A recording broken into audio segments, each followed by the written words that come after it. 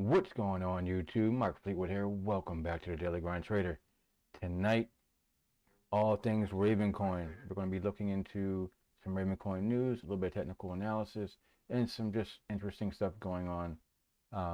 So with that being said, guys, please, if you like this video, hit the like button, subscribe to the channel, all that good stuff. It all helps a ton. I'm getting closer and closer to 1,000 subscribers. At that point, again, like I said, at 1,000 subs, I'll be able to be monetized, and I will have a fantastic giveaway for 1,000 subs. I did one for 100 subs, I did one for 500, and they will both just be nothing compared to what I'll do for 1,000 subs. So a little bit of hopeless plug there. But we're gonna hop into some Ravencoin news. First thing I think is pretty cool is that Bruce Fenton, one of the heads of Ravencoin, not one of the heads, but one of the founding fathers of Ravencoin, is running for New Hampshire Senate seat. So having a crypto guy in the Senate will be huge for Bitcoin and for cryptocurrency in general. So having somebody like Bruce Fenton in Senate would be just great for the crypto space entirely. So I'm a little bit irritated with the ad because it only speaks of his Bitcoin Foundation. He was an executive director there before, being one of the founding fathers of Ravencoin with Tron Black and I can't remember the other gentlemen's names, but Bruce and Tron are two of the founding fathers. So yeah, he's going to be running as a Republican in New Hampshire, so it should be interesting. And he put $5 million up of his own money to get started through his Bitcoin holdings. So I thought that was pretty cool.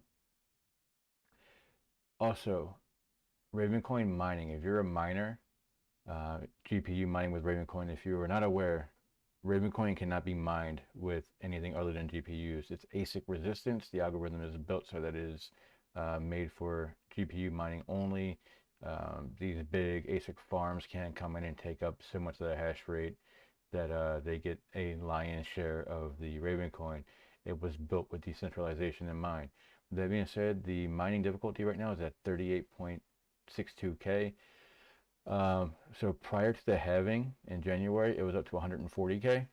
So what that means right now is that essentially the reward was cut in half when the mining reward halving happened on January 4th, but the difficulty right now is only about a quarter. So you would still be getting double the Ravencoin that you did 6 months ago if you're mining now. Now, I'm not going to tell anybody to mine at a loss. I know that the price of Ravencoin right now is much lower than it was then, but if you have the ability to mine and accumulate and just keep getting more and more Ravencoin while the difficulty is low, I don't think that's ever a bad idea. I still have my miner running, but again, I don't have any massive farm. It's on a massive drain on my electricity, and like I said, I would never tell somebody that they should mine at a loss if they can't afford to do so. But if you can, it's getting a lot of extra Ravencoin essentially for free. I also want to show you guys the Ravencoin Burn page, ravencoinburn.org. 16,555,000 and some change Ravencoin have been burned to create assets. 63,636. Oh, wow, that's an awesome number to be landed on right now. 63636 total assets created, and each asset created burns 500 Ravencoin. The reason why this is important to me is that based on what's happened with a handful of other coins, obviously the Luna debacle with the hyperinflation, minting more and more new Luna to try to keep the peg of their stablecoin, and right now TRX Tron is trying to get their stablecoin to repeg, and it still has been sitting like at 97 cents for almost a whole week now. So I made a joke on Twitter that it was actually pegged to the dollar but adjusted for inflation. So probably not the best joke, but I thought it was kind of funny. But yeah, it's still stuck. Ravencoin will never have more than 21 billion coins. 21 billion coins will be mined, and then at that point in time, that's it. They can never be hyperinflated. More coins can never be issued. And actually there will never actually be 21 billion in circulation, because 16 million of that have already been burned and the rest haven't been mined yet. So there will never actually be 21 billion total coins because of the burn rate. So it is a deflationary asset, which means that eventually when the market structure gets back, when the market gets back into a good market, you will never have to worry about Ravencoin's price being inflationary and getting hammered because there's just so many coins being minted. So with that being said, that was a couple other things I wanted to go over, just news-wise. Make sure people were aware of just how Ravencoin works, how it's different than a lot of other assets that people talk about or people are interested in. And quite frankly, Ravencoin being so decentralized is the reason why I was drawn to it. It's the use case for it, the asset creation, the ability to create on Ravencoin with a proof of work stable chain. It just drew me in from the start. This was my introduction into crypto back in the end of 2017, beginning of 2018, mining, near the Genesis block. So with all the news out of the way, we're going to take a look into the charts. Last night when I was doing my live stream, we actually mentioned this, that Ravencoin, like, it was rejected off the 200-day or 200 period moving average on the hourly chart, and it did, and it just has come down since, and it's been kind of fighting with the 15 to 21, just sitting here kind of flagging up on the moving averages. If there's another rejection off of the 21, like it's gotten below and kind of just been cycling through, if it rejects being off the 21, there's a case to be made that it could see the 1.7 cents again. And if this were to be a spring type scenario or a lower bottom touch scenario, I would believe there's a possibility to go down to 1.65 cents as like an absolute local low. But I'd be watching the hourly moving averages, especially the 21, to see if this holds or rejects. If it holds and gets above the 21-day or 21 period moving average, there's no reason why it can't just kind of cycle through here, retest the 200 again, and potentially get back up to 2.5 cents.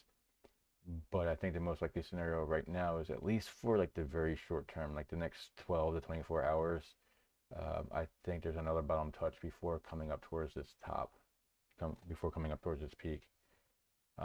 Long term though, I don't know if this is going to be a bottom and a potential bottom range where there could be price ranging. And I know this would be a massive alt range, or a massive range in general.